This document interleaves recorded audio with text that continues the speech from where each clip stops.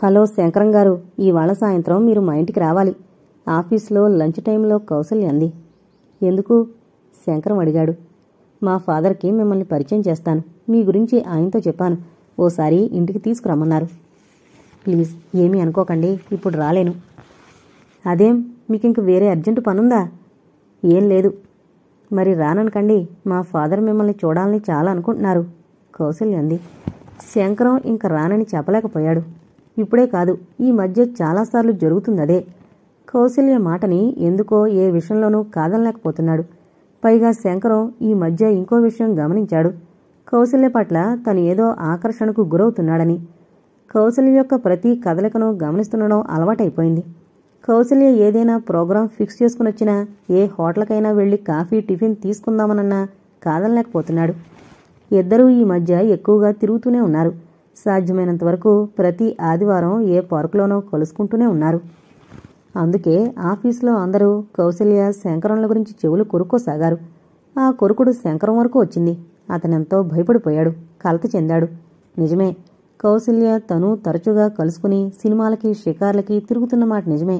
అయితే ఎంతవరకు ఇద్దరి మధ్య ప్రత్యేకమైన అభిప్రాయం అంటూ ఏదీ లేదు. ఇద్దరూ సరదాగా కలుసుకుంటారు, సరదాగా సినిమాలకు వెళతారు, కబుర్లు చెప్పుకుంటారు. అంతకు మించిన హద్దులు మీరిన మాటలుగాని ప్రవర్తనగాని వారి మధ్య రాలేదు. అయితే తమ మధ్య ఉన్న మామూలు స్నేహం అందరికీ అర్థమవుతుందా? అయినా తనసలు ఆడపిల్లలతో అంత క్లోజుగా ఉండకుండా ఉండాల్సింది. నిజమే, కౌసల్య పరాయి ఆడపిల్ల. ఆమెతో అంత చనువు ప్రదర్శించకుండా ఉండాల్సింది. కాని ఎక్కడికైనా రమ్మనమని కౌసల్య అడిగితే తను కాదనలేడు. తనలో ఈ బలహీనత ఏంటో తనకే అర్థం కావడం లేదు. నిజమే, బలహీనత కాక మరేమిటి? కౌసల్య పిలవగానే తనెందుకు వెళ్ళిపోవాలి? రాననంటే ఏం చేయగలదామే? నలుగురు ఏమైనా అనుకోగలరన్న చిన్న విషయాన్ని తానెందుకు గ్రహించలేకపోయాడు? తామిద్దరి గురించి నలుగురు చెడుగా ప్రచారం చేస్తే తనకంటే ఎక్కువగా నష్టపోయేది కౌసల్య. కౌసల్య తన కారణంగా అల్లరి కావడం తనకిష్టం లేదు. దూరంగా ఉండాలి తనకి. అయినా ఈ ఆఫీసులో ఇంతమంది ఉన్నారు. కౌసల్య అందరితోనూ సరదాగా మాట్లాడుతుంది. ఇంతమందిలో తనొక్కడే కౌసల్య సినిమాలకని షికార్లకని ఆహ్వానించడంలో అర్థమేమిటి? తనంటే ఎందుకంత ప్రత్యేకత చూపాలి? ఆ ప్రత్యేకత వెనుక మరేదైనా ఉద్దేశముందా కౌసల్యలో? అలా ఆలోచించిన కొద్దీ శంకరంకి ఏదో మనసులో ఆందోళన కలిగింది. కౌసల్య అంటే తనకి సదభిప్రాయం ఉంది. అంతకు మించి మరేదో అభిమానం కూడా ఉంది. ఆ అభిమానానికి రంగులు పూసి అదని ఇదని అనలేడు. కాని ప్రత్యేకమైన అభిమానం ఉంది. ఒక విధంగా ఆకర్షణ కూడా ఉంది. అందుకే కౌసల్యతో ఎక్కువగా మాట్లాడుతూ ఉండాలనిపించడం, ఆమెను తరచుగా పరిశీలిస్తుండడం జరుగుతోంది. ఇంతవరకు తమ మధ్య ఏమీ జరగకపోయినా ఆఫీసులో అప్పుడే గాలిదుమారం చెలరేగుతోంది. అందుకే శంకరం బాగా ఆలోచించి కౌసల్యకు ముందే చెప్పాడు. కౌసల్య గారు, మనం ఇంకెలా తరచుగా కలిసి తిరగడం మంచిది కాదు అని. ఆ మాటతో కౌసల్యకు కోపం వచ్చేసింది. ఏంటి శంకరం గారు, మీరు చాదస్తంగా మాట్లాడతారు? అందరూ ఏదో అన్నారని మనం భయపడతామా? ఇలా భయపడిపోతే నిజంగా ఏదో తప్పు చేశామని రుజువు చేసినట్లు కాదా వాళ్ళకి అని అడిగింది కౌసల్య. మీరు కోపం తెచ్చుకోకండి కౌసల్య, నా మాటలను జాగ్రత్తగా అర్థం చేసుకోండి. మన సంఘంలో స్త్రీ పురుషులిద్దరూ స్నేహంగా తిరగడం ఇంకా కొత్త విషయమే, తప్పు విషయమే. మనం ఎంత పవిత్రంగా ఉన్నప్పటికీ ఎన్నో కథలల్లి అల్లరి చేస్తారు. నా గురించి నాకు బాధ లేదు, కానీ మీ విషయం గురించే ఆలోచిస్తున్నాను. మీ మంచి ఆలోచించే ఈ మాట చెబుతున్నాను. మన ఇద్దరం కలిసి ఇంకెక్కడా తిరగొద్దు. అదిగో, మీరు మళ్ళీ అదే మాట. వాళ్ళకి భయపడి మనం అలా ప్రవర్తిస్తే నిజంగా ఏదో తప్పు చేసి ఒప్పుకున్నట్లు కాదు. అసలు మనం సరదాగా సంతోషంగా తిరుగుతున్నామని వాళ్ళందరికీ ఈర్ష. మనం తప్పు చేయనప్పుడు ఎందుకు భయపడాలి వాళ్ళకి? అదే నేను అనేది. మనం తప్పు చేయనప్పుడు చేస్తున్నామనే భ్రమను, ఊహని వాళ్ళకి ఎందుకు కలిగించాలి? మనం ఎప్పుడూ స్నేహంగానే ఉందాం, స్నేహితులుగానే మాట్లాడుకుందాం. అంతేగాని అనవసరంగా నా కారణంగా మీరు నిందలు పడద్దు. అది నాకిష్టం కాని విషయం, ఖచ్చితంగా చెప్పాడు శంకరం. అంత పిరిగ్గా మాట్లాడతారనుకోలేదు శంకరం గారు. కౌసల్య స్వరంలో బాధ ధ్వనించింది. పొరబడుతున్నారు. ఇది పిరికితనం కాదు. ఒక పని చేసేటప్పుడు నలుగురు ఏమనుకుంటారు అన్న విషయం ఆలోచించాలి. ఎందుకంటే మనం సంఘజీవులం కనుక. మనం తప్పు చేయనప్పుడు లోకం దృష్టిలో తప్పు చేస్తున్నట్లుగా ఎందుకు భ్రమ కలిగించాలి? అంతేనంటారా? క్షమించండి, మనం ఎప్పటికీ స్నేహితులమే. అయితే ఇంతకు ముందులా మనం తిరగొద్దు అన్నాడు శంకరం.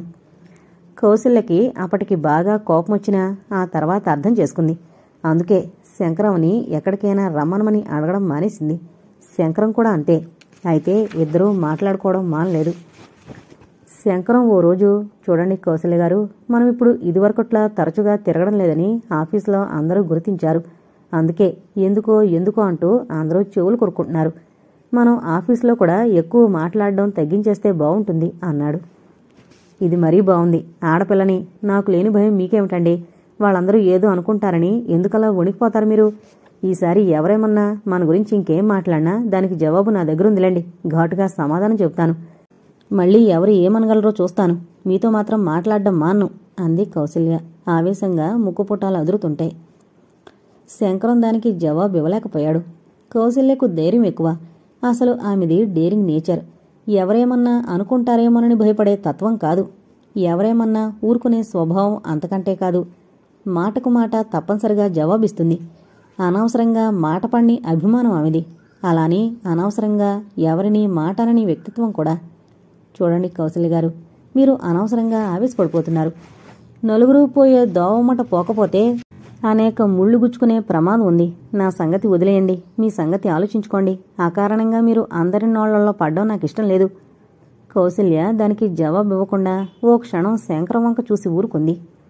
ఆమెకు కోపం వచ్చిందని గ్రహించిన శంకరం, మీకు కోపం వచ్చిందనుకుంటాను, కానీ కోపం తెచ్చుకోకుండా ఆలోచించి చూడండి. నా మాటల్లో నిజం మీకు అర్థమవుతుంది అన్నాడు నెమ్మదిగా. అయినప్పటికీ కౌసల్య జవాబు ఇవ్వలేదు. మౌనంగా చేతి గోళవంక చూసుకుంటుండిపోయింది. మీకింత కోపం వస్తుందనుకోలేదు. మీ మంచి కోరి చెప్పానంతే అన్నాడు శంకరం తిరిగి. అప్పటికి కౌసల్య మాట్లాడింది. అలాగే కానివ్వండి. అనవసరంగా మీ గురించి నేను, నా గురించి మీరు నిందలు పడద్దు అంది. శంకరం సంతోషించాడు. ఆ తర్వాత శంకరం, కౌసల్య సినిమాలకి, షికార్లకి కలిసి తిరగడం తగ్గించారు. ఆఫీసులో కూడా ఎక్కువగా మాట్లాడుకోవడం మానేశారు. ఏ ఆదివారమన్నా ఏ పార్కులోనో కలుసుకున్నప్పుడు ఇద్దరూ ఎక్కడలేని విషయాలు మాట్లాడుకుంటూ కాలగమనం మరిచిపోయేవారు. ఈ పరిణామం చూసి ఆఫీసులో మిగతా అందరూ మళ్లీ చెవులు కొరుక్కోసాగారు. శంకరంకి, కౌసల్యకి మధ్య ఏదో జరుగుంటుందని, అందుకే ఎక్కువగా మాట్లాడుకోవడం మానేశారని చెప్పుకోసాగారు. ఈ విషయం కొందరికి సంతోషం కలిగించింది.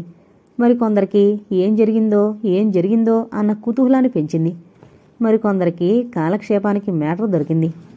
ఇదంతా గమనించి శంకరం, కౌసల్య నవ్వుకున్నారు. ఇటువంటి పరిస్థితుల్లోనే ఓ రోజు కౌసల్య శంకరంని తమ ఇంటికి రమ్మనమని, ఫాదర్కి పరిచయం చేస్తానని ఆహ్వానించింది. శంకరం అంగీకరించలేదు. కౌసల్య తనని ఆహ్వానించడం చూసి ఏం తాటాకులు కట్టేస్తారోనని రాననేశాడు. కానీ కౌసల్య వదిలిపెట్టలేదు. బలవంతం చేసింది. చివరికి శంకరం చేత వస్తాననిపించి వదిలిపెట్టింది. కౌసల్య చెప్పిన గుర్తులను బట్టి విద్యానగర్లో వాళ్ళిల్లు వెతుక్కుంటూ వెళ్లి తొందరగానే పట్టుకున్నాడు శంకరం. పైకి చక్కగా ముచ్చటగా కనిపిస్తున్న చిన్న డాబా ఇల్లు. చుట్టూ ప్రహారీ గోడుంది. ఇంటి ముందు చిన్న తోట అందంగా పెంచబడింది. ఇల్లు పైకి చూడ్డానికి ఎంత బాగుంది, లోపలికెంత బాగుంటుందో అనుకుంటూ చిన్నగా గేటు తీసి లోపలకు నడిచాడు శంకరం. ముందు వరండా సింహద్వారానికి నీలిరంగు తెర గాలికి ఊగిసలాడుతోంది. వరండాలో 4-5 చైర్స్, ఓ టీపాయ్, దానిమీద ఇంగ్లీషు, తెలుగు మ్యాగజైన్స్ కొన్నున్నాయి. వరండాలో ఎవరూ లేరు. శంకరం మెట్లకి వరండాలోకి నడిచాడు. లోపల నుంచి ఎవరివో మాటలు వినిపిస్తున్నాయి. స్వరం కౌసల్యదేనని గుర్తుపట్టాడు శంకరం. ఎవరిని ఎలా పిలవాలో అర్థం కాక అలా నిలబడిపోయాడు. ఓ క్షణం గోడల వంక, మరో క్షణం తెరవంక చూశాడు. ఇంకో నిమిషం ఇంటి ముందు పెరుగుతున్న మొక్కల వంక చూశాడు.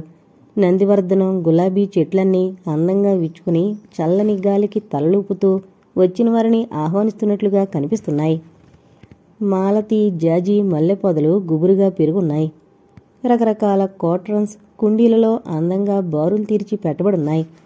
చిన్నదైన తోట ఎంత బాగుంది అనుకోకుండా ఉండలేకపోయాడు శంకరం. 5 నిమిషాలు గడిచినా లోపల నుంచి ఎవరూ బయటకు రాలేదు. కానీ లోపల నుంచి మెల్లగా మాటలు వినిపిస్తూనే ఉన్నాయి. ఒక్క క్షణం శంకరంకి చిరాకు కలిగింది. కౌసల్య తనను రమ్మనమని ఆహ్వానించింది. ఇల్లు వెతుక్కుంటూ వస్తే వెంటనే ఇబ్బంది పడకుండా రిసీవ్ చేసుకోవాలని తెలీదా అనుకున్నాడు.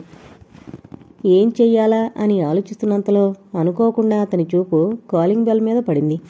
ఇందాకట్నుంచి ఆ విషయమే గుర్తించని తన తెలివి తక్కువతనానికి నవ్వుకుంటూ బెల్ నొక్కాడు.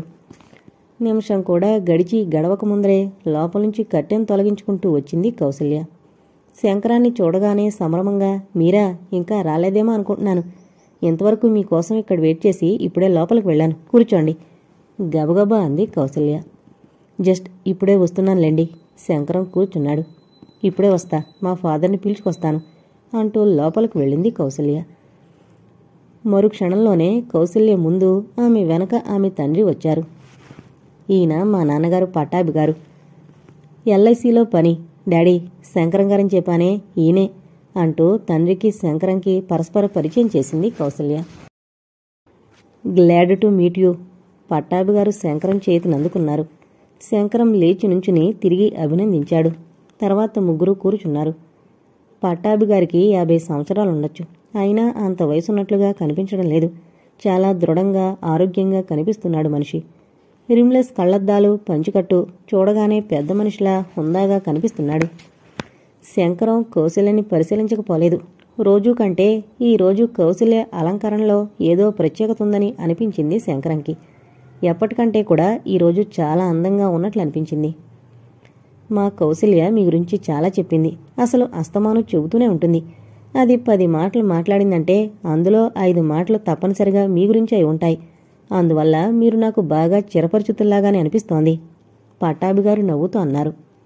అదంతా మీ అభిమానం, అంతకంటే ఏం లేదు.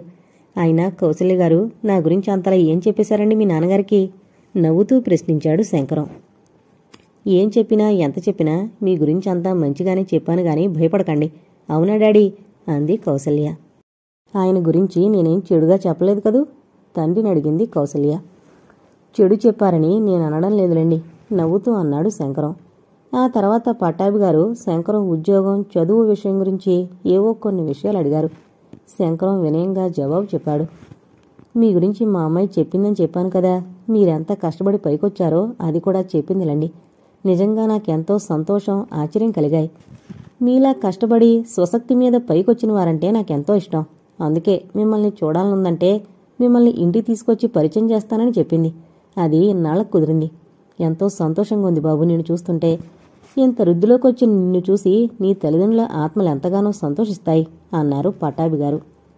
శంకరం కృతజ్ఞతాభారంతో మాట్లాడలేకపోయాడు. చిన్నవాడివి, నిన్ను అని అంటున్నానని ఏమీ అనుకోకు బాబూ, తిరిగి ఆయన అన్నారు. ఆహా, అదేం లేదండి, మీరు పెద్దవారు, నన్ను నువ్వు అని అనడమే ధర్మంగా ఉంటుంది. మీరు అని మన్నిస్తే ఇబ్బందిగా ఉంటుంది అన్నాడు శంకరం చిన్నగా నవ్వుతూ. ఇంతలో లోపల నుంచి ఒక ఆవిడొచ్చింది. పొట్టుచీర, ఒంటిమీద నగలు, హుందాగా ఉంది. ఆవిడ కౌసల్య తల్లై ఉంటుందని వెంటనే ఊహించాడు శంకరం. అంతలో కౌసల్య మా అమ్మగారు అంటూ పరిచయం చేసింది. శంకరం వినయంగా నమస్కరించాడు. నీ గురించి మా అమ్మ ఎప్పుడూ చెబుతూనే ఉంటుందబ్బాయ్. ఇంతకుముందు మా కౌశల్య చేసే పనే నువ్వు చేసేవాడువట కదూ అని అడిగింది ఆవిడ. అవునండి. ఆవిడకు సమాధానం చెప్పి కౌశల్య వంక చూశాడు శంకరం. కౌశల్య తన గురించి అంతగా తల్లిదండ్రులతో చెప్పిందంటే శంకరం మనసులో చెప్పలేని భావాలేవో చిందులు వేస్తున్నాయి. ఎందుకో అంతరంగమంతా ఆనందంతో నిండిపోయింది. శరీరం పులకించింది ఒకసారి. కౌశల్యకేసి చూసిన చూపుల్లో ఏవో మధుర భావాలు నిండిపోయాయి. అది గమనించిన కౌశల్య బుగ్గలు ఓ క్షణం ఎరుపు రంగు పులుముకున్నాయి. అతని చూపుల నుండి తప్పించుకోవాలనుకుంటూ ఇప్పుడే వస్తాను, కూర్చోండి అంటూ లేచి లోపలికెళ్ళింది. శంకరం ఎందుకో తనలో తను చిన్నగా నవ్వుకున్నాడు. పట్టాభిగారు, కౌశల్య తల్లి ఏవో కబుర్లు చెబుతున్నారు. ఒకరి తర్వాత ఒకరుగా కబుర్లు చెబుతున్నారు శంకరంతో. శంకరం వాళ్ల కబుర్లకి మర్యాదగా కొడుతున్నాడే గాని అతని ఆలోచనలు, దృష్టి కూడా లోపలికి వెళ్లిన కౌశల్య మీదే ఉన్నాయి. మరో 2 నిమిషాలకు కట్టెను తొలగించుకుంటూ వచ్చింది కౌసల్య. చేతిలో అందమైన పింగాణీ ప్లేట్లలో ఏవో పలహారాలు పట్టుకొచ్చి, ఇవి తీసుకోండి శంకరం గారు అంటూ టీపై మీద పెట్టింది. శంకరం వాటి వంక చూశాడు. 3-4 రకాల స్వీట్సు, 2-3 రకాల హాట్సు అందంగా అమర్చున్నాయి. ఏంటండి ఇవన్నీ తినడానికేనా? ప్యాక్ చేసి ఇంటికి పట్టుకెళ్ళమనిస్తున్నారా అని అడిగాడు ఆశ్చర్యంగా. ప్రస్తుతం ఇవన్నీ తినడానికే, ఇంటికి తీసుకువెళతానంటే వేరే ప్యాక్ చేసి ఇస్తానులేండి అంది నవ్వుతూ కౌసల్య. ఇంకా నయం, ఇవే వారం రోజులు సరిపడా ఉన్నాయి. అవును గాని ఇన్ని వెరైటీస్ చేశారు, ఏంటి విశేషం? విశేషానికేముంది, ఏం లేదు, ఊరికే. మీరు ఊరికే ఇన్ని ఐటమ్స్ చేశారంటే ఇవన్నీ పెట్టడానికా నన్ను మీ ఇంటికి పిలిచారు? వాళ్ల సంభాషణ వింటున్న కౌసల్య తల్లి నవ్వుతూ, ఇవాళ మా అమ్మాయి పుట్టినరోజు బాబు, అందుకే ఇవన్నీ చేసింది అన్నారావిడ. మీ పుట్టినరోజా? కౌసల్య వంక చూస్తూ ప్రశ్నించాడు. కౌసల్య మందహాసం చేసింది. ఇదేం న్యాయంగా లేదండి కౌసల్య గారు. మీరు మీ పుట్టినరోజని చెప్పకుండా ఇలా పిలిచి నాకు పార్టీ ఇవ్వడం? శంకరం కావాలనే చిరుకోపంగా అన్నాడు. కౌసల్య నవ్వేసింది.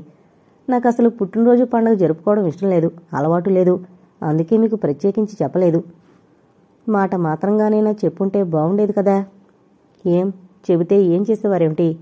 చిలిపిగా ప్రశ్నించింది కౌసల్య. అట్లీస్ట్ శుభాకాంక్షలన్నా అందజేసేవాణ్ణి కదా. పోనీ ఇప్పుడు చెప్పేయండి. మిమ్మల్ని ఎలాగూ మా ఫాదర్కి పరిచయం చేయాలనుకున్నాను, ఈరోజు పిలిచాను అంది కౌసల్య. శంకరం మౌనంగా ఓ క్షణం కౌసల్య కళ్ళలోకి చూశాడు. కౌసల్య చూపులు తిప్పుకోవడం మరిచిపోయినట్లుగా ఉండిపోయింది. 4 కళ్ళు కలుసుకున్నాయి ఓ క్షణం. ప్లీజ్ ఇన్నొద్దు, తీసేయండి. లేకుంటే అందరూ కంపెనీ తీసుకోండి. అంతేగాని ఇవన్నీ నాకు నైవేద్యం పెడతానంటే మాత్రం ఒప్పుకోను అన్నాడు శంకరం. కౌసల్య పొక్కున నవ్వింది. అలాగేలేండి, భయపడకండి అని. డాడీ, పాపం ఆయనకు కంపెనీ ఇద్దాం రండి అంది. ఓకే అంటూ పట్టాభిగారు ముందుకు జరిగారు. మీరు తింటూ ఉండండి, నేను వెళ్ళి కాఫీలు పంపిస్తాను అంటూ కౌసల్య తల్లి లేచి లోపలికి వెళ్ళింది. ముగ్గురు కబుర్లు చెప్పుకుంటూ కాఫీలు పలహారాలు పూర్తి చేశారు. మరో పావుగంట గడిచాక వరండాలోంచి చూస్తున్న శంకరం, మీ తోటలో గులాబీలు బాగా పూచాయండి, ఎక్కడి నుంచి తెప్పించారు మొక్కలు అని అడిగాడు. ఇక్కడే ఓ నర్సరీలో అమ్ముతుంటే కొన్ని వేశాం, చాలా రోజులైంది కూడా. ఈ గులాబీ చెట్లున్నాయి చూశారు, వీటిని క్రమబద్ధంగా పెంచగలిగితేనే మంచి ఫలితాన్ని ఇస్తాయి. అంటే పువ్వులు పెద్దగా ఎక్కువగా అందంగా విచ్చుకుంటాయన్నమాట అని చెప్పాడు పట్టాభి.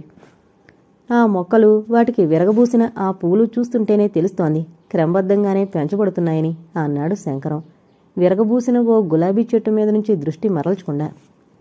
రండి చూద్దాం అంటూ లేచింది కౌసల్య. శంకరం వెంటనే లేచి ఆమె వెంట నడిచాడు. ఇద్దరూ మెట్లు దిగి మొక్కల మధ్యకు నడిచారు.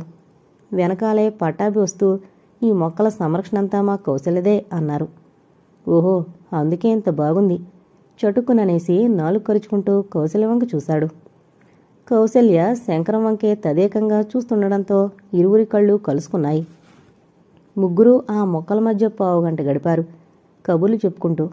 శంకరం బాగా బలంగా అందంగా విచ్చుకున్న ఓ ఎర్ర గులాబీని కోశాడు. ఇంతలో, ఏమండి మీకు ఫోన్ కాల్ వచ్చింది అంటూ భార్య వరండాలో నిలబడి పిలవడంతో పట్టాభిగారు లోపలకు పోబోతుంటే, నేనింక వెళతానండి, సెలవిప్పించండి అన్నాడు శంకరం. అలాగే నోయ్, అప్పుడప్పుడు వస్తుండు అంటూ ఆయన లోపలికి వెళ్ళిపోయారు. శంకరం కౌసల్య తల్లిగారితో కూడా చెప్పి సెలవు తీసుకున్నాడు. కౌసల్య అతనిని గేటు వరకు సాగనంపడానికి వెళ్ళింది. గేటు దగ్గర సెలవు తీసుకుంటూ చేతిలో పువ్వు కౌసల్యకు అందిస్తూ, ముందర మీరు నాకు చెప్పలేదు మీ బర్త్డే అని, ఈ చిన్న కానుక స్వీకరించండి, మీ జన్మదిన కానుకగా ఇస్తున్నాను. ఇటువంటి పుట్టినరోజు పండగలు ఎన్నో సంవత్సరాలు జరుపుకోవాలి, అలా అని కోరుకుంటున్నాను అన్నాడు. అలా అంటున్నప్పుడు శంకరం స్వరంలో ఏవో భావాలు వింతగా ధ్వనించాయి. అతనలా అంటూ అందించిన గులాబీ పువ్వుని ఎంతో ప్రేమగా స్వీకరించింది కౌసల్య. పెద్దగా బలంగా అందంగా విచ్చుకున్న ఆ పువ్వు అత్యంత ఆకర్షణీయంగా ఉంది.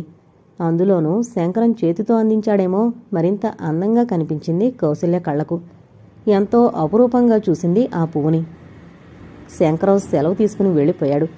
అతనలా వెళ్ళిపోతుంటే చేతిలో పువ్వుతో అతను కనిపించినంతవరకు గేట్లో నుంచుని చూసి తర్వాత లోపలికొస్తూ పువ్వుని సున్నితంగా పెదవులకు తాకించుకుని సన్నగా నవ్వుకుంటూ ఆ పువ్వుని తలలో అందంగా అమర్చుకుంది కౌసల్య. ఆ రాత్రి ఎన్నో కలలతో భావాలతో ఆలోచనలతో ఇటు కౌసల్యకు అటు శంకరానికి కూడా నిద్ర సరిగ్గా పట్టలేదు. ఇలా నడుస్తుంటే మీకేమనిపిస్తోంది? కౌసల్య అడిగింది పబ్లిక్ గార్డెన్లో పచ్చగడ్డి మీద నడుస్తూ. పక్కనే శంకరం నడుస్తున్నాడు.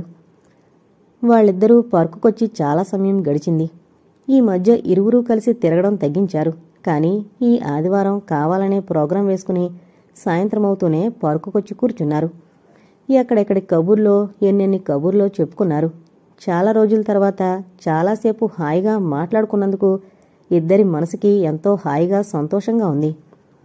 ఇద్దరూ అలా ఎంతసేపు మాట్లాడుకున్నా ఒకరితో ఒకరు ఇంకా చెప్పదలిచిందేదో మిగిలిపోయినట్లుగానే అనిపిస్తోంది. ఆ చెప్పదలుచుకుందేదో చెప్పుకోకుండానే కాలం కదిలిపోయింది. చీకటి పడింది. గార్డెన్లో లైట్లు వెలిగాయి. అంతవరకు చల్లగాలి కోసమని అక్కడక్కడా కూర్చుని కబుర్లు చెప్పుకుంటున్న వారంతా ఒకరికొకరుగా లేచి కదిలిపోతున్నారు. శంకరం కౌసల్య కూడా లేచి మెల్లగా నడక సాగించారు. అలా నడుస్తుండగానే అంది పైమాట కౌసల్య. ఏమనిపిస్తుంది? ఏమీ అనిపించడం లేదు. సామాన్యంగా అన్నాడు శంకరం. ఆ మాట వినగానే కౌసల్య ముఖం చిన్నబోయింది. నిజంగా మీకేమీ అనిపించడం లేదు? రెట్టించినట్లుగా అడిగింది కౌసల్య. శంకరం కౌసల్య ముఖంలోకి చూశాడు, జవాబు చెప్పకుండా. కౌసల్య ముఖం కొంచెంగా వంచుకుని నడుస్తుండడం వల్ల ఆమె ముఖంలోని భావాలు గమనించడానికి వీల్లేకపోయింది. ఏంటి అలా రెట్టించి అడుగుతున్నారు? మీకేమనిపిస్తుందో చెప్పండి, శంకరం మెల్లగా అడిగాడు. కౌసల్య మాట్లాడలేదు. మౌనంగా గబగబా అడుగులు వేస్తోంది. జవాబు చెప్పకుండా ఆమె అలా నడుస్తుంటే ఆమెకు కోపం వచ్చిందని గ్రహించాడు శంకరం. అందుకే కొంచెం దగ్గరగా ఆమెకు తగిలి తగలనట్లుగా నడుస్తూ, ఇందులో మీరు కోపం తెచ్చుకోవాల్సిందేమీ లేదు. నాకేమీ అనిపించకపోతే మీకు ఏమనిపించిందో చెప్పొచ్చుగా అన్నాడు. దాంతో కౌసల్య తలెత్తి అతని ముఖంలోకి చూస్తూ చిన్నగా నవ్వింది. ఇలా నడుస్తుంటే నాకేమనిపిస్తుందో చెప్పనా? చెప్పమనే కదా అడిగింది, శంకరం నవ్వుతూ అన్నాడు. ఇలా మీ పక్కన నడుస్తుంటే నాకెంతో హాయిగా, సంతోషంగా, చక్కగా ఉంది. ఇలా ఎప్పుడూ మనం కలిసి నడుస్తే ఎలా ఉంటుంది? కౌసల్య మాటలు వింటూనే శంకరం పెద్దగా నవ్వాడు, జవాబు చెప్పకుండా. శంకరం అలా నవ్వుతుంటే కౌసల్య ముఖం చిన్నబోయింది. ఎందుకలా నవ్వుతారు? అంత నవ్వే మాటలేమన్నాను అని అడిగింది ఉడుకుమోత్తనంగా. కౌసల్య అలా అడుగుతుంటే శంకరంకి మరింత నవ్వొచ్చింది. అయినా కౌసల్యకు కోపం రావచ్చునని బలవంతాన నవ్వు నిగ్రహించుకుని, నేనెందుకు నవ్వానో చెప్పమంటారా అని అడిగాడు. చెప్పమనేగా అడిగింది. అయితే వినండి, మనం ఇలా కలిసి నడవడం మీకెంత హాయిగా ఉందన్నారు? నిజం చెప్పాలంటే నాకు అలాగే ఉంది. నిజం? కౌసల్య కళ్ళు తళతళా మెరిశాయి. మరి పూర్తిగా వినండి నేను చెప్పేది. ఇలా కలిసి నడవడం మనకెంత హాయి కలిగించినా ఎప్పుడూ కలిసి నడవడం అనేది కుదరదేమో. ఏం, ఎందుకని? కౌసల్య స్వరంలో తీవ్రత ధ్వనించింది. ఎందుకన్నది పిచ్చి ప్రశ్న. అది సాధ్యంగాని విషయమన్న సంగతి నాకంటే మీకే బాగా తెలుసు. అంటే? అర్థం కానట్లుగా అడిగింది కౌసల్య. అంటే ఏం లేదు, ఇందులో అర్థం కాకుండా పోవడానికి ఏం లేదు. మీరన్న మాటలో అర్థం నాకు తెలిసింది. కానీ బాగా ఆలోచించి చూడండి, ఇది సాధ్యం కాని విషయం అన్న సంగతి మీకు తెలుస్తుంది. శంకరం మాటలకు కౌసల్య పెదవులు కొరుక్కుంటూ ఉండిపోయిందో క్షణం. తర్వాత ఏమనుకుందో చేతిలో రుమాల్తో చుట్టించిన ఓ కాగితం మడత తీసి శంకరానికి అందిస్తూ, ఇది చదివి పూర్తిగా మీ అభిప్రాయం చెప్పండి. ఇప్పుడు మాత్రం దయచేసి ఏమీ మాట్లాడకండి. ఇది చదివాక మీ అభిప్రాయం నాకు చెప్పండి అంది గబగబా. శంకరం చేతిలో కాగితం మడత వంక కౌసల్య ముఖం వంక మార్చి మార్చి చూశాడు. ఎందుకలా చూస్తారు? ఏదో అవాంతరం జరిగిపోయినట్లు. అది చదివి మీ అభిప్రాయం చెప్పండి నాకు. అంతవరకు ఆ విషయం గురించి మరేం మాట్లాడకండి అంది కౌసల్య. శంకరం కౌసల్య వంక ఓసారి పరిశీలనగా చూసి తర్వాత ఆ కాగితం జేబులో పెట్టుకున్నాడు. తర్వాత మౌనంగా బస్టాండ్ వరకు నడిచారు. కౌసల్య ఆటో ఎక్కి వెళ్ళిపోయింది, శంకరం దగ్గర సెలవు తీసుకుని. ఆ తర్వాత 15 నిమిషాలకి శంకరం ఎక్కవలసిన బస్సు వచ్చింది. రూంలోకి అడుగు పెడుతూనే కౌసల్య ఇచ్చిన ఉత్తరం విప్పి చదవసాగాడు, దుస్తులైనా మార్చకుండా, కూర్చోనైనా కూర్చోకుండా. శంకరం గారికి నమస్కారములు. మీ ఎదురుగా ప్రతినిత్యం తిరుగుతూ రోజులో 5-6 గంటలు మీతో గడుపుతూ మీ దగ్గర ఎంతో చనువుగా మెలుగుతున్న నేను ఇలా మీకు లెటర్ రాసివ్వడం ఎంతో ఆశ్చర్యాన్ని కలిగిస్తోంది కదూ. సంశయం కూడా ఏర్పడుంటుంది మీకు. ఏం చేయని చెప్పండి. ఎంత చనువు ఉన్నప్పటికీ, ఎంత ధైర్యం ఉన్నప్పటికీ కొన్ని విషయాలు ముఖతా చెప్పడానికి చేత కాదు. ఇవాళ నా మనసులో మాట మీకు చెబుదామనే ఉద్దేశంతోనే పార్కుకి రమ్మన్నాను. మీ ఎదురుగా మీతో చెప్పగలిగితే సరి, లేకుంటే ఈ లెటర్ ద్వారా నా మనసు మీకు తెలియపరచొచ్చుననే ఉద్దేశంతో ఈ లెటర్ రాసి పట్టుకొచ్చాను. శంకరం గారు, ఒక మనిషిని చూడగానే ఆ వ్యక్తిని గురించి ఎదుటివారిలో ఒక మంచి అభిప్రాయం గాని, చెడు అభిప్రాయం గాని కలగచ్చు. తర్వాత ఆ వ్యక్తితో పరిచయం పెరిగే కొలది మన అభిప్రాయాలు తప్పు కావచ్చు, ఒప్పు కావచ్చు. అయితే కొత్తగా ఓ వ్యక్తిని చూడగానే తాత్కాలికంగానైనా ఓ అభిప్రాయం అనేది కలగడం సర్వసహజం. అలాగే మిమ్మల్ని చూడగానే నాకు చాలా మంచి అభిప్రాయం కలిగింది శంకరం గారు. అతిశయోక్తిగా నేను చెప్పడం లేదు. ఎందుకో మిమ్మల్ని చూడగానే మీరు చాలా నిజాయితీపరులని, ఖచ్చితమైన అభిప్రాయాలు కలవారని తోచింది. మీ పని మీదిగా ఉంటారని, అనవసర విషయాల జోలికి పోరని, అన్యాయం అనేది మీరు సహించరని అనిపించింది. కాలక్రమేణా నా అభిప్రాయాలు 100కి 100 పాళ్ళు నిజమని గ్రహించాను. శంకరం గారు, మీలాంటి వ్యక్తిని నిజంగా ఇంతవరకు నా జీవితంలో చూడలేదంటే నమ్మండి. నాకు మీ మీద పైన అభిప్రాయాలేగాక మరికొన్ని అభిప్రాయాలు కూడా కలిగాయి. ఏంటంటే మీరు బాగా చదువుకున్నవారని, మీరు బాగా డబ్బున్నవారై ఉంటారని. ఎందుకో మిమ్మల్ని చూడగానే నాకు అలా అనిపించింది. అయితే నా అభిప్రాయం ఒకటే తప్పైంది. మీరు బాగా డబ్బున్నవారై ఉంటారన్న విషయం. మిగతా అన్ని విషయాల్లోనూ నేను ఊహించినట్లుగానే ఉన్నారు. నేను మీరు చెప్పకముందరే మీ గురించి ఒకరిద్దరి ద్వారా విన్నాను. మీరెంతో కష్టపడి ఈరోజు ఈ స్థితిలో ఉన్నారని విని చాలా చాలా ఆశ్చర్యపోయాను. తర్వాత ఓసారి మీ నోటి మీదుగానే విన్నాను. జీవితంలో మీరెంత కష్టపడి పైకొచ్చిందిను. మిమ్మల్ని చూస్తే నాకు చాలా సంతోషం, ఆశ్చర్యం కలిగాయి. కథల్లో, సినిమాల్లో మీలాంటి హీరోల గురించి వినడమే గాని ఎప్పుడూ ప్రత్యక్షంగా చూడలేదు. మిమ్మల్ని మొదటిసారిగా చూసినప్పుడే మీరంటే నాలో ఓ విధమైన గౌరవం, అభిమానం ఏర్పడ్డాయి శంకరం గారు. ఎందుకంటే జవాబులేని ప్రశ్న అవుతుందది. మిమ్మల్ని చూసిన వేళ విశేషం కావచ్చు, మరేదైనా కావచ్చు. మీరు నాకు నచ్చారు. కాలం గడుస్తున్న కొద్దీ ఆ గౌరవం, అభిమానం పెరుగుతున్నాయే కానీ తరగడం లేదు. మీ గురించి మా అమ్మ, నాన్నగారులతో ఎంతగానో చెప్పాను. సాధారణంగా నేను ఎవరిని ఇష్టపడనని, కేర్ చేయనని మా డాడీకి తెలుసు. అందుకే నాకంతగా నచ్చిన మిమ్మల్ని చూడాలని ఉబలాటపడ్డారు. అందుకే మిమ్మల్ని మా ఇంటికి ఆహ్వానించాను. మా మమ్మీ, డాడీలకు కూడా మీరంతగానో నచ్చారు. ఎంతగానో మెచ్చుకున్నారు మిమ్మల్ని. శంకరం గారు, అదే పనిగా మిమ్మల్ని గురించి ఆలోచించడమే కాదు నేను చేస్తోంది. నన్ను గురించి కూడా నేను ఆలోచించుకున్నాను. అందుకే చివరికి ఓ నిర్ణయానికి వచ్చాను. నా నిర్ణయాన్ని మా వాళ్ళు కాదనరు. మీ అభిప్రాయం మాత్రమే కావాలి. మీరు అంగీకరిస్తే మీతో నా వివాహం అవుతుంది. ఇలా సూటిగా నా అభిప్రాయం చెబుతున్నందుకు మరోలా అనుకోకండి. మీరు నాలా సూటిగా జవాబు చెప్పండి. మీ అభిప్రాయం కోసం ఎదురుచూస్తూ కౌసల్య. ఉత్తరమంతా ఏ విధమైన ఉద్రేకం, కంగారు లేకుండా చాలా నిదానంగా చదవడం పూర్తి చేశాడు శంకరం. ఆ ఉత్తరంలో అతనికి షాక్ కలిగించి దిగ్భ్రాంతి చెందేంత వింత విషయం, కొత్త విషయం ఏమీ లేదు. ఆ ఉత్తరంలో అసలు ఏ విషయమే ప్రస్తావించబడి ఉంటుందో లీలగా ముందుగానే తెలుసు శంకరంకి. అందుకే అతను ఆ ఉత్తరాన్ని ఏ విధమైన అలజడి చెందకుండా అతి మామూలుగా చదివాడు. ఆ లెటర్ చదవడం పూర్తయ్యాక ఏదో ఆలోచిస్తున్నట్లుగా పెదవుల మీద రాసుకుంటూ వెళ్లి మంచం మీద కూర్చుని ఆ ఉత్తరాన్ని పొరుపు మీద పడేశాడు. కౌసల్య తనని మొదట్నుంచి అభిమానిస్తున్న విషయం కొత్తది కాదు. తను గమనించకనూ పోలేదు. ఆమె ప్రవర్తనలో ఇటీవలొస్తున్న మార్పును కూడా గ్రహించాడు. కౌసల్యకు తనంటే చాలా ఇష్టం. ఆ విషయం తనకు బాగా నమ్మకంగా తెలుసు. ఆ ఇష్టాన్నే ప్రేమ అనొచ్చా? శంకరం తనలో తను నవ్వుకున్నాడు. ఇష్టమే ప్రేమైతే కౌసల్య తనని ప్రేమిస్తుందనే చెప్పాలి. మరి తన సంగతేమిటి? కౌసల్య కలివిడితనం, మాటగారితనం, ఆమెలో ఉన్న చలాకితనం తనని ఎంతగానో ఆకర్షించాయి. ఎవరిచేత మాట అనిపించుకొని అనని ఆమె వ్యక్తిత్వం తననెంతో ముగ్ధుని చేసింది. కౌసల్య అంటే మొదట్లో తనకు గౌరవభావమే ఉండేది. కానీ రాను రాను తనలో కౌసల్యం చూడగానే ఏదో సంచలనం కలగసాగింది. కౌసల్యతో షికార్లు, సినిమాలు, తనలో ఏవో మధురభావాలు నిండసాగాయి. కూడదనుకున్నా వదిలిపోయేవి కావు. ఎప్పుడూ కౌసల్యను చూడాలని, ఆమెతో మాట్లాడాలని అనిపించేది. ఎంత అనిపించినా అవన్నీ తనలోనే ఇముడ్చుకున్నాడు. కారణం, కౌసల్యంటే తనకు ఆకర్షణ ఉండొచ్చు, ప్రేమ ఉండొచ్చు. కానీ ఇద్దరి మధ్య ఆర్థిక తారతమ్యం కూడా ఎంతగానో ఉంది. కౌసల్య కలవారింట్లో ఒకగానొక గారాల బిడ్డగా పుట్టి పెరిగింది. కాలక్షేపం కోసం ఉద్యోగం చేస్తోందే గాని ఇంట్లో నౌకర్లు, చాకర్లు చేత ప్రతి పని చేయించుకునే మనిషి. తనో అనాథగా ఈ జీవితంలో ప్రతి కష్టం అనుభవించి అధిగమించినవాడు. తనలాంటి వాణ్ణి వివాహమాడ్డానికి కౌసల్య అంగీకరించినా ఆమె తల్లిదండ్రులు ఒప్పుకుంటారా? ఆమెను ఏ డాక్టర్కో, ఇంజనీరుకో ఇచ్చి చేస్తారు గాని తనలాంటి వాడికి ఇస్తారా? ఏముంది తనకి? ఏం చూసిస్తారు? కౌసల్య తొందరపడుతోందని తను కూడా తొందరపడకూడదు. మెల్లగా మంచి చెడ్డలు వివరించి చెప్పాలి కౌసల్యకు. అనుకున్నవెప్పుడు అనుకున్నట్లుగా జరగవు. కౌసల్య అంటే తనకు ఇష్టమే. ఆమెను భారీగా పొందడం నిజంగా అదృష్టమే. అలాగని తనలాంటివాడు కౌసల్యను పెళ్లి చేసుకోవాలనుకోవడం అత్యాశ అవుతుంది. కౌసల్య ఆర్థిక పరిస్థితికి, తన ఆర్థిక పరిస్థితికి ఎంతో తారతమ్యం ఉంది.